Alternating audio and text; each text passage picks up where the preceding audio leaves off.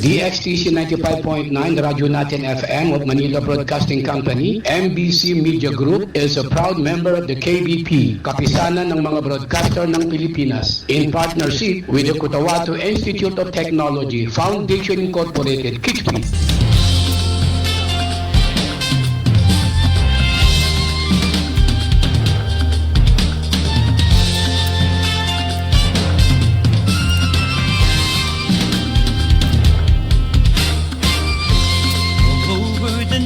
We're here for you, friendly companion wherever you are. Giving the latest news and playing the best music that you love. More than 100 stations nationwide, broadcasting live.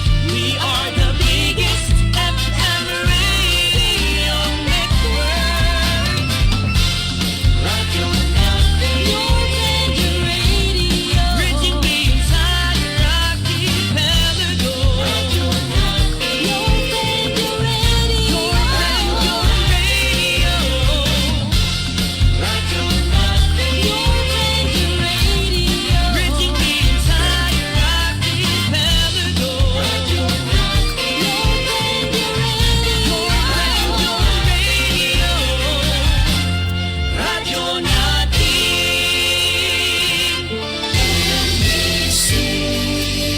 Manila Broadcasting Company. Mula sa bulwadang pambalitaan ng DXTC 95.9 Radyo Natin FM Cotabato City. Narito ang inyong lingguhang balitaan. Sabado Balita. Sabado Balita. Programang hihimay sa mga napapanahong usapin.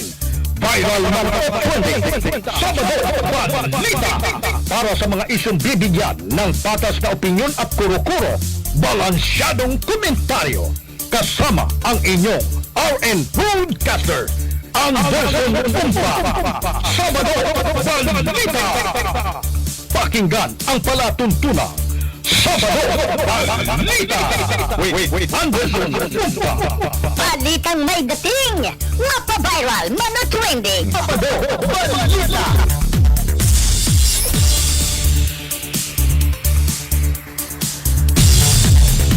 Mula sa bulwadang pambalitaan ng DXTC 95.9 Radyo Natin FM Cotabato City. Arangkada Balita.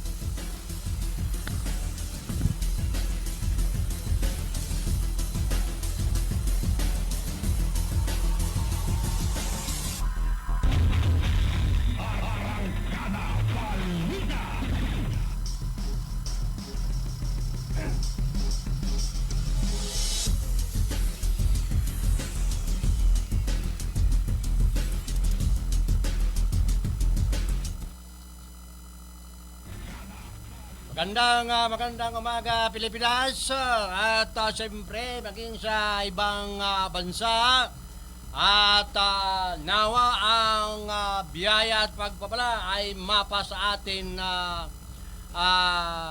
lahat. At tama po ang ating mga orasan. Ang oras po natin sa buong kapuluan ay lampas na po ng 20 minutos ng alas 10 ng umaga. At tayo po ay magkakasama-sama sa loob ng isang oras mula alas 10 ng umaga hanggang alas 11 ng umaga. Sa ngalan ng ating butihing station manager, Atty. Rudy Pai Mangulamas, at ang ating director programmer o admin,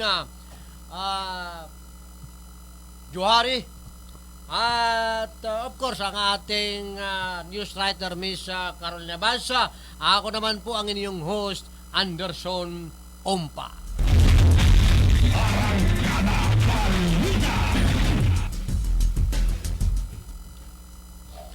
Isang makasaysayang pagtitipon ang naganap sa Butig, Lanao del Sur noong nakaraang 12-2026 matapos formal na pagtibayin ang isang manifesto sa ginap na Ranao Assembly ng Moro Islamic Liberation Front MILF na dinaluhan ng mahigit 34 na libong membro at taga-suporta. Pinakita ng pagtitipon ang lawak ng pagkakaisa, disiplina at matibay na paninindigan ng Ranao Beast sa patuloy na pagsusulong ng kapayapaan at sa ganap na pagpapatupad ng Comprehensive Agreement on Bangsamoro. Pinangunahan ang aktibidad ng matataas na opisyal ng MILF, kabilang si Muhagder Iqbal, membro ng MILF Central Committee at chair ng MILF Peace Implementing Panel, kasama ang iba pang kinatawan ng Central Leadership. Si Alhaj Murad Ibrahim, chairman ng MILF, ay kinatawan ng kanyang anak na si Yasser Ibrahim na nagbigay diin sa kahalagaan ng patuloy na pagkakaisa at kolektibong panagutan sa pagprotekta sa mga napagtagumpayang kasunduan sa ilalim ng peace process. Dumalo rin ang mga kasapi ng Moro Islamic Liberation Front mula Lanao del Norte at Iligan City, patunay ng mas malawak na suporta ng mga komunidad sa labas ng Lanao del Sur sa agenda ng pagkakaisa at kapayapaan. Ipinakita ng kanilang presensya na ang paninindigan para sa tapat na implementasyon ng kasunduan ay hindi lamang limitado sa isang lalawigan kundi kolektibong adhikain ng mga komunidad ng MILF sa iba't ibang lugar. Ang naturang assembly ay itinuturing ng mga tagamasid bilang malinaw na demonstrasyon ng patuloy na organisadong lakas ng hanin ng Moro Islamic Liberation Front at ng kanilang commitment sa political track and Bangsamoro peace process.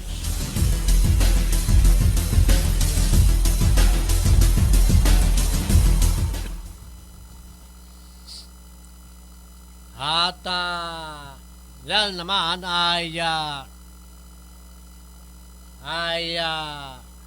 natural lamang na ang mamamayang Bangsamoro ay kahit hindi yung sinasabi nating lehitimo, although lahat naman tayo ay pag ikaw ay sumasampalataya sa nag-iisang tagapaglikha, pwede ka bang hindi tawaging Moro o naninirahan sa Kamindanawan? At of course, hindi pwedeng hindi ka sumama o sumunod sa kagustuhan ng organisasyon kung ito naman ay hindi lumalabag sa katuruan ng Quran at ng hadis ng Rasul sallallahu alaihi wasallam, ganun lang naman ka yon, ha. At tayo naman ay wala naman sigurong Bangsamoro na ang gusto ay magulo. Tayo naman lahat ay nagnanais na makapamuhay ng matiwasay na walang pangamba. At yun nga lang ay sadyang kaakibat ng buhay sa daigdig na ito na sadyang mayroong salungat salungat na alanganin ligaw ng landas. Magbago na tayo.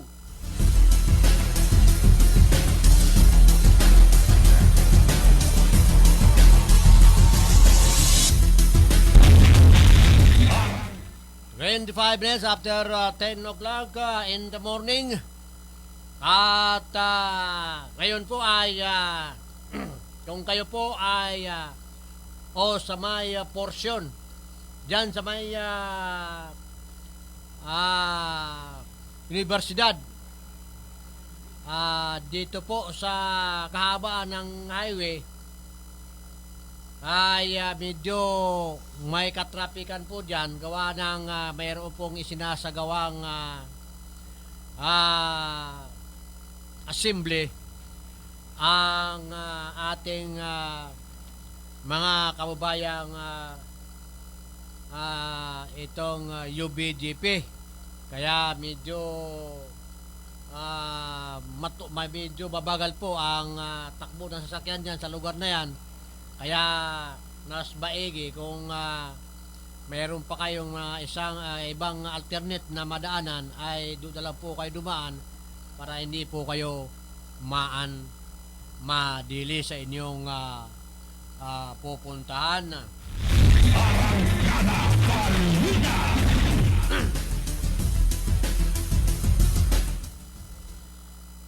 Limang miyembro ng BIFA sumuko at tanumpa ng katapatan sa pamahalaan na Sultan Kudarat Maguindanao del Norte.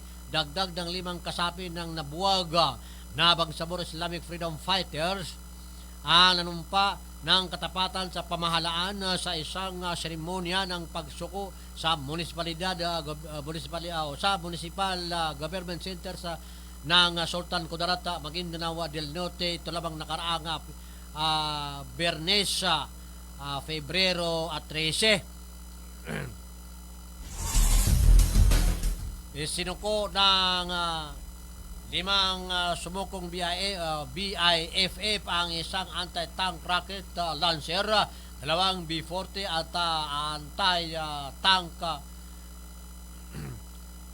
rocket sa isang long-range bolt-action sniper rifle at isang 60mm mortar. Sila ay nangako na magbabagong buhay at hinikayat ang kanilang mga dating kasamahan na sumuko na rin sa pulisya o militar upang makabalik sa kanilang mga pamilya.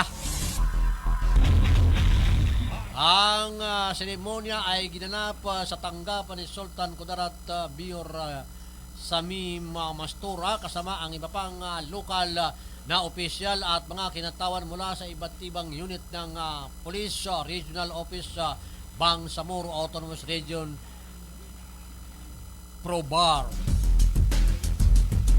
Ang 5 sumuko kung saan 2 sa kanila ay eksperto sa paggawa ng Improvised Explosive Devices o IEDs ay nanumpa ng katapatan sa pamahalaan sa harap ni Mayor Mastura at ni Lieutenant Colonel Ismail Madin, ang Municipal Police Chief ng Sultan Kudarat. Ayon kay Brigadier General Jason D. Guzman, Direktor ng PROBAR, ang pagsoko ng 5 BIFF ay resulta lang magkatuwang na inisyatibo ni na Mayor Mastura, Lieutenant Colonel Madin, Colonel George Bagundol Jr., Direktor ng Maguindanao del Norte Provincial Office Police Office, mga opisyal ng barangay at mga tradisyonal na leader sa Moro sa Sultan Kudarat. Sa pinakahuling datos, sumabot na sa 417 na miyembro ng BIF at Dawla Islamia mula sa 12 bayan ng Maguindanao del Norte ang sumuko sa iba't ibang unit ng ProBar simula noong 2024. Bukod pa sa mas maraming sumuko sa mga batalyon at brigada ng Army sa ilalim ng 6th Infantry Division sa nakalipas na buwan.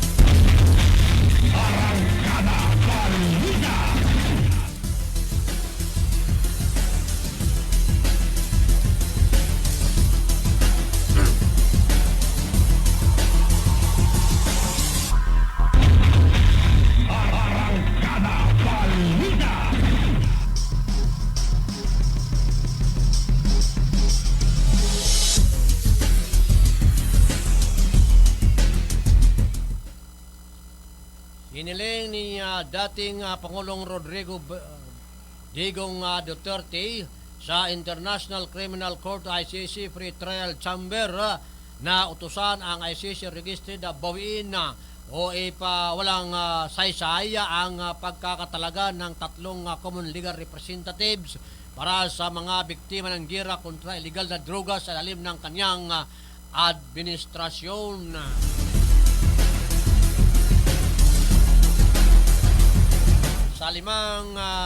Sa labing isang pahinang dokumento na may pitsang Pebrero 11 daling ni Nicolas Kaufman, isa sa legal team ni Digong Duterte sa Free Trial Chamber 1 na bawiin ang pagkakatalaga kina Joel Butuyan, Gilbert Andres at Nicolene Arcaina bilang common legal representative ng mga biktima dahil sa amunay pagkakaroon ng kinikilingan. Sinasabing isa sa mga abogado ang di umano'y bumatikos sa kanilang legal na estratehiya sa media at nagpahayag ng mga naunang pananaw tungkol sa mga paratang laban sa dating Pangulo. Maliban dito sa sinabing si Arcaina ay dating staff lawyer ng Central Law Philippines kung saan matagal nang konektado sina Butuyan at Andres. Ayon pa sa depensa, maaari itong magpakita ng pagpapatuloy ng professional na ugnayan na hindi tugma sa integridad ng pagdinig. Minungkahi rin ng kampo ni Digong Duterte na suspendihin ang akses ng mga kinatawan sa mga record ng kaso upang maiwasan ang posibleng paghawak sa mga materialis na maaring makapagpapawalang sala sa dating Pangulo. Minungkahi ng depensa na ang Office of the Public Counsel for Victims na lamang ang humawak na sa interes ng mga biktima upang maiwasan ang pagkaantala sa pagdinig para sa confirmation of charges.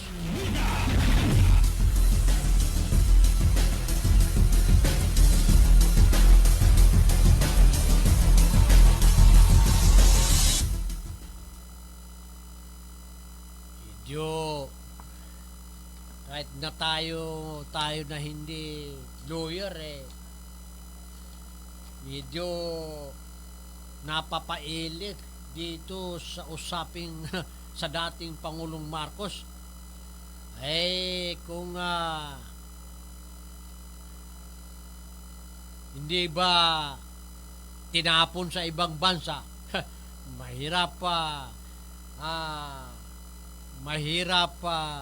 paliwanag kung bakit ang isang di umano'y naaasunto sa kasong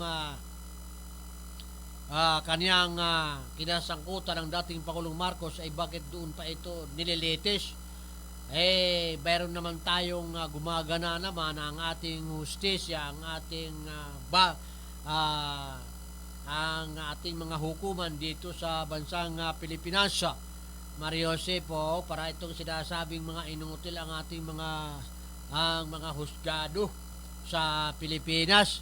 Mario Jose po, at dapat ay ang problema ng ating bansa ay dito rin dapat nilulutas. Matindi ang Pilipinas, only in the Philippines.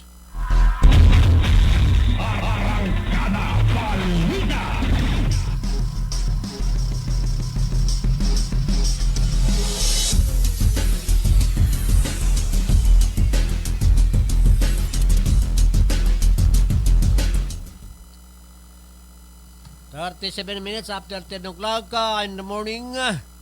Tayo pa rin ay tuloy-tuloy sa ating programang pinamagatang Balitaan sa Sabado. Dito lamang po sa DXS 95.9 Radio natin FM Cotabato.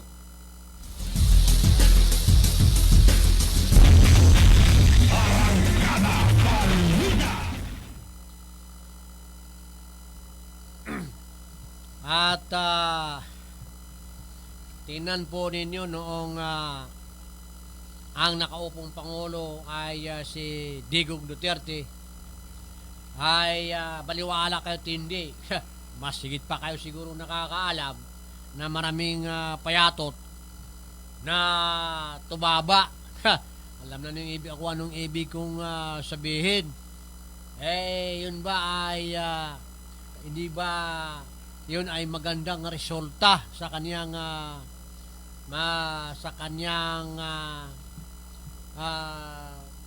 paglingkod sa sambayan ng Pilipino, at kahit papaano ay pagsamantalang nung siya nakaupo ay naitigil ang itong mga gawaing isa sa matinding sagabal sa ating salipunan. At ngayon ay napapansin po natin na halos araw-araw na lamang ay bumalik na naman sa lansangan itong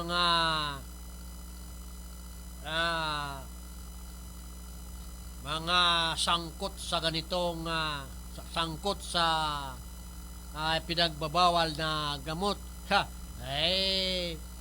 Paano kasi kung ang ulo ay siyang paunahing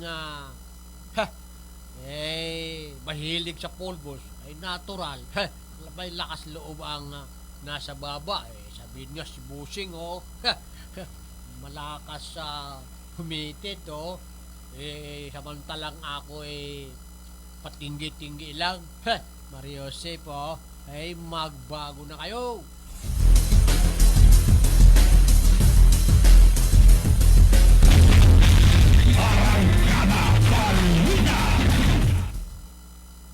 Ngayon papalapit na ang election, at if I am not mistaken, dito sa Bangsamoro Autonomous Region Muslim Mindanao, kung hindi naman magkaroon ng aberya, alam mo naman natin dito sa ating Pilipinas ay pabago-bago. Parang bagyong paiba-iba ang bugso ng hangin. Paiba-iba ang destination. Mario Jose po. At sa September yata matutuloy ang kauna-unahang parliamentary election dito sa BARM. Tayo naman ang ating dalangin ay magkaroon ng mapayapang halalan, at ang magwagi ay yaong mga tatakbong maasahan at may malasakit sa sambayan ng Pilipino, may malasakit sa mga mamamayan ng BARM at hindi ang mga taong matagal ng problema ng bayan. At yun lang naman ang sa atin. Wala sa ating nasa poong may kapal ang may kapangyarihan at kung ano ang kaniyang gugustuhin ay wala tayong magawa. Tayo mga alipin lamang ng Panginoon. At tulad na lamang itong kasalukuyang nangyayari sa larangan ng politika sa ating bansa na 2028 sa 2028 pa ang national election. At hindi naman siguro kaila sa inyo na talagang malakas ang hatak ng Duterte. Paano kasi nakatatak na sa nakakarami ang gawa o ginawa ng Duterte administration. At nakikita natin yung kanilang mga kanilang mga gawa na may katuturan at kapakipakinabang sa sambayan ng Pilipino. At ngayon ay ang normal lang na talagang maraming naghahangad sa mga matataas na posisyon. Ika nga kahit ikapahamak pa ng kanyang sabihin natin kanyang kamag-anak Joseph ay gagawin niya. Mangyari lang ang kanyang nais. Alalahanin po natin na kahit lahat ng demonyo sa kasulok-sulukan ng daigdig ay tawagin natin hanggat hindi po pinapahintulot ng Panginoon Diyos ang tagapaglikha Allah subhanahu wa ta'ala, wala epek. Tayo po ay malalagay lang sa alanganin at sasama sa paningin ng nakakarami at lalo't na sa poong may kapal. At mas maganda na siguro kung lumaban nila ng parehas. Yan ang the best. Hindi yung ano-ano na lang ang lalabas sa bibig ng itong mga kontrabida. Kahit na kataang isip na lamang, sige lang. Hindi naman ganong kabubuo ang taong bayan na sa mga kaganapang nangyayari sa ating kapaligiran.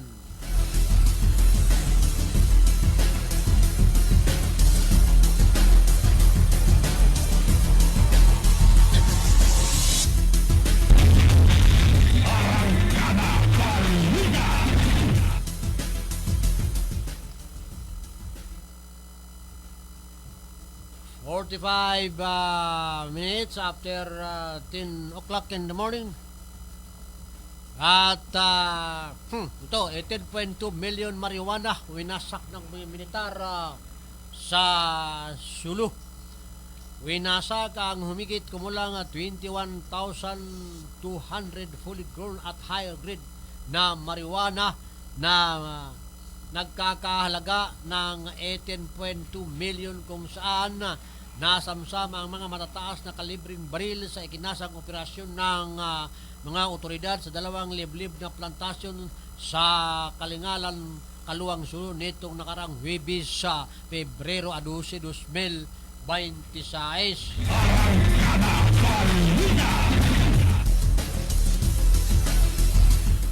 Ayon kay Brigadier General Alaric Abilino de los Santos, komandar ng 1102nd Infantry Brigade ng Army, natuklasan ng mga taniman sa mga barangay ng Masjid Pundungan at Pitugo.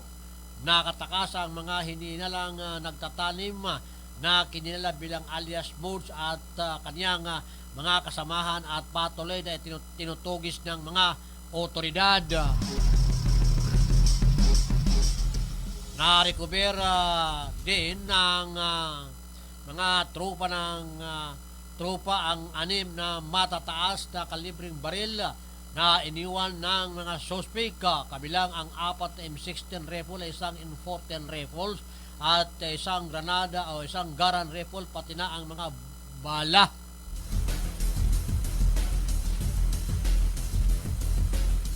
Sinabi ni De Los Santos na nagpapatuloy o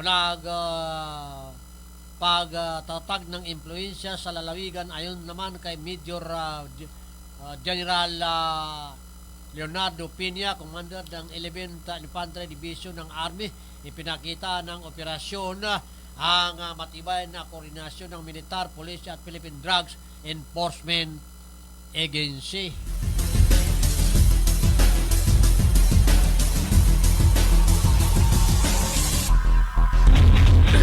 Arangkada Balita. 47 minutes after 10 o'clock in the morning. Oh, imagine, at nasa 21,200 na fully grown at high grade na marijuana na nagkakahalaga ng 18.2 million. At kung ito ay naikalat sa bansa, ay maraming mabibiktima nito. Okay lang kung ang tuluyan ng madali ay yung mga bangag para tuluyan ng mawala sa mapa ng Pilipinas. Kasi pag naging malala na ang iyong pagkabangag, natural, wala na magtitiwala sa iyo. At yan naman ay kahit gaano ka katalino, pag ikaw ay naging membro na ng mga bangag, hindi maitatago yan. Dahil kahit naka-script ang iyong sasabihin, ngiwi ka pa rin.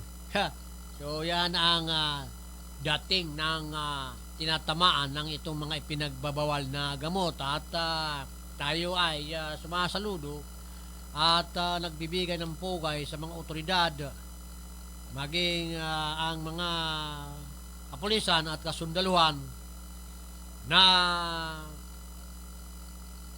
patuloy na ginagampanan ang kanilang tungkulin. At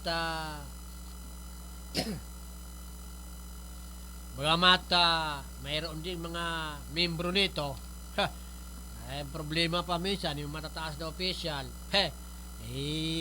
pagbalita ba naman ng pag-uusapan ay mawawasakin ng lahat, Mario Josepo. At mabuti naman at mayroon pang natitira't nalalabing sa hanay ng kapulisan at militar na ginagampanan ang kanilang sinumpaang tungkulin.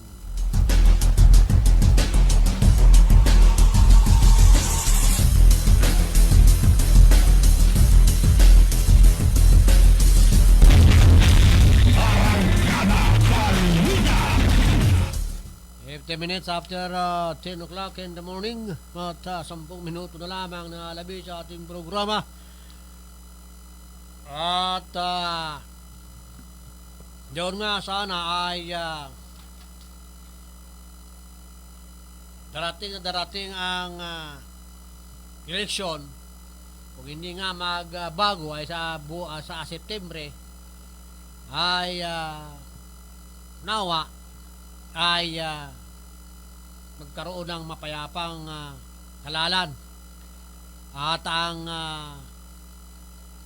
magwagi mananalo sa eleksyon ay yaong may takot sa Panginoon.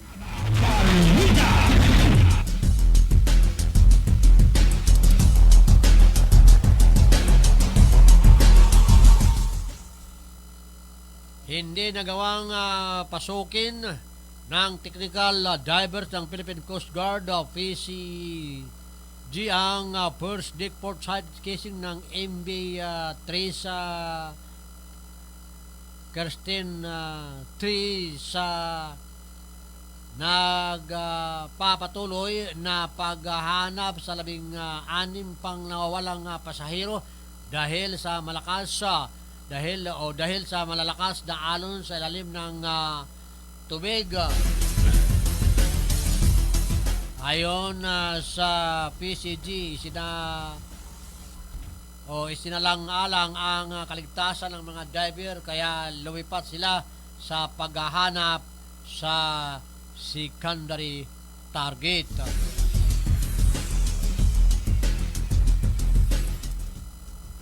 Nanap ng mga diver ang mga pasahero sa VIP accommodation section ng barko alinsunod sa mga itinakdang dive safety protocols. Mas ligtas at kontrolado ang kondisyon sa secondary target, ngunit wala silang natagpuang katawan doon.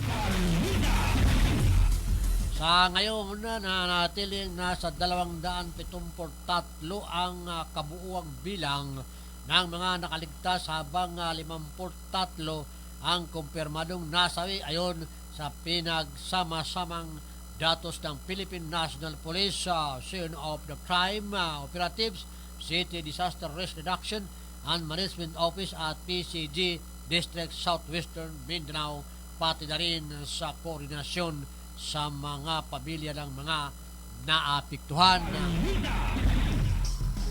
Noong Miyerkules, inihayag ni Acting Transportation Secretary Giovanni Lopez ang pagsasampa ng mga kriminal at administratibong kaso laban sa operator ng lumubog na barko, Alison Shipping Line, pati na rin sa mga opisyal ng Maritime Industry Authority, Marina na may pananagutan. Anunsyon rin ni Lopez ang pagtanggal sa tungkulin ng 8 tauhan ng Marina at 5 tauhan ng Philippine Coast Guard dahil sa pagpapahintulot sa barko na maglayag sa kabila ng malinaw na mga kakulangan sa kaligtasan.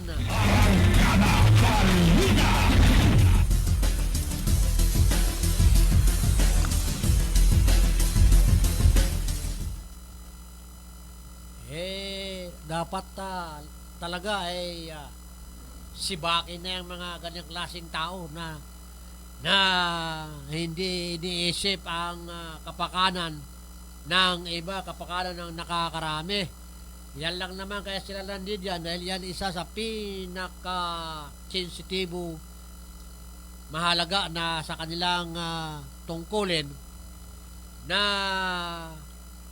suriin itong mga barkong naglalayag at kung ito ba ay nasa tama o kondisyon ang mga partikular na barko. Alam naman nila kung gaano katagal nang naglalayag itong mga barko at siyempre alam din nila yan kung kailang kinumpuni. Kung panahon pa ng Espanyol, hanggang ngayon hindi pa kinukumpuni yan. Tik-tik-tik-tik lang dyan sa mga langis. Ay, nako.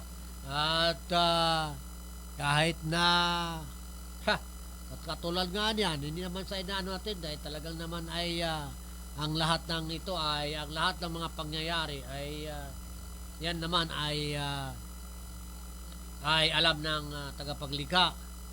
At yun nga lang, may mga pagkakataon na mayroon ding pabaya sa kanilang tungkulin. So, kung talagang sincere, ano ito, nais ng ating pamahalaan na maging maayos ang lahat ng function ng iba't ibang ahensya ng pamahalaan, alam naman natin na dahil hindi naman yung trilyon na bibilangin ng mga departamento. Alam naman natin kung sino mga nakaupo dyan. Kung hindi nag-work yung kanilang departamento, Mario Sipo, bakit mo pa dyan patatagalin? Kung ikaw na namumuno dyan, o sabihin natin, ako ang kabuuan ng Pilipinas, naturang presidente ang overall na supervisor. Pag ayaw niya sa ganito, may magagawa ka ba? Kung sana ang may gusto, wala tayong magawa dyan. Kaya't magbago na kayo. Alalahanin natin araw-araw, nababawasan ang ilalagi natin dito sa ibabaw ng mundo. Sa kabilang buhay, kahit ano pang mayroon kayo sa mundong ito, hindi na ninyo papakinabangan sa kabilang buhay kung ito ay nagmula sa maling pamamaraan. Tayo ay pagsamantalang pagpapaalam sa ating programa at ating binabati ang ating mga kaibigan at taga-subaybay. Lahalahatin ko po kayo na ang lahat ng may mga kaarawan, sana ay humaba pa ang inyong ilalagi sa mundong ito at maging kasyasya at kapakipakinabang sa lahat at sa inyong pamilya at sa inyong sarili. Sa ngalan ng ating butihing station manager na Atty. Rudy Pay Mangulamasa, at of course ang ating BCTR license admin Joare, at ang ating BCTR license news writer Miss Carolina Balsa. Ako naman po ang inyong host, Anderson Ompa. Dalangin po natin sa nag-iisang tagapaglikha na ang biyaya at kapayapaan sa mundong ito at maging sa kabilang buhay ay mapa sa atin lahat. Muli, magandang tanghali po sa inyo. Assalamualaikum warahmatullahi ta'ala wabarakatuh.